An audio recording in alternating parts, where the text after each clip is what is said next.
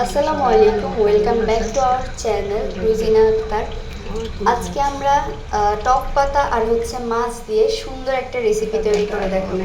এর জন্য প্রথমে এখানে আমার আম্মু টক পাতা নিয়েছে।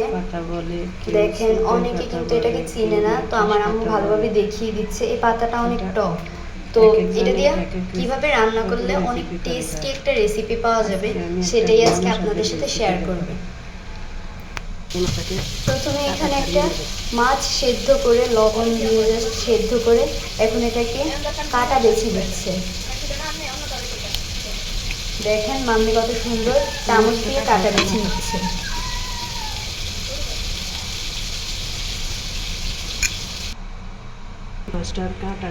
মাছটি কাটা বাছা হয়ে গিয়েছে, এই যে দেখেন মা এখানে কাটাটাও দেখালো। তো এখন এই যে পাতাটাকে কুচি কুচি করে নিয়েছে। পাতাটা কুচি করলে এটা রান্না করতে অনেক সুবিধা হয়। এখানে প্রথমে কড়াইতে তেল দিয়ে এর মধ্যে পেঁয়াজ কুচি দিয়ে দিয়েছে।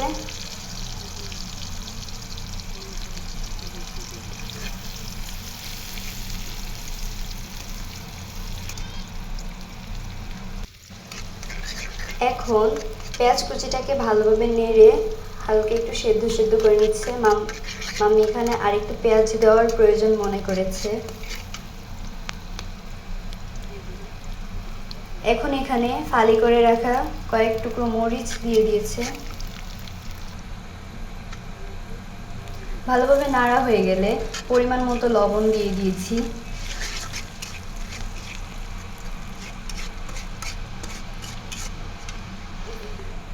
লবণ আর পেঁয়াজগুলো মিক্স করার পর একটু পরে হলুদ গুঁড়া আর মরিচের গুঁড়া দিয়ে দিয়েছে।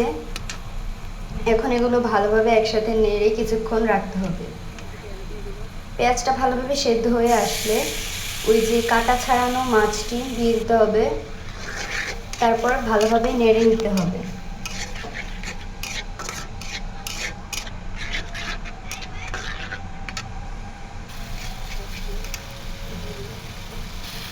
এটাকে 5 মিনিট নেড়ে তারপর কেটে রাখা পাতাগুলো দিয়ে দিতে হবে।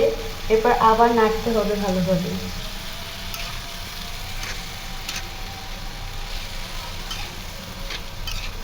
এখানে পাতা আর মাছের মিক্সারটাকে একসাথে নেড়ে নিচ্ছি। অ্যান্ড আপনারা যারা যারা এখনও চ্যানেলটিকে সাবস্ক্রাইব করেননি, অবশ্যই চ্যানেলটিকে সাবস্ক্রাইব করে রাখবেন। পাতাটা চুলায় দেওয়ার সাথে সাথে দেখেন কালারটা চেঞ্জ হয়ে গিয়েছে। এইভাবে কিছুক্ষণ রাখার পর জিরার গুঁড়া দিয়ে দিচ্ছে। মাছটা নাড়তে নাড়তে যখন নিচে লেগে যাবে তখন বুঝতে হবে হয়ে এসেছে। অ্যান্ড ফাইনাল লুক দেখেন, আমাদের সুন্দর মজাদার রেসিপিটি কিন্তু এখন খাওয়ার জন্য তৈরি। আপনারা একবার হলেও এই রেসিপিটা ট্রাই করে দেখবেন, আশা করছি ভালো লাগবে। আল্লাহ হাফেজ।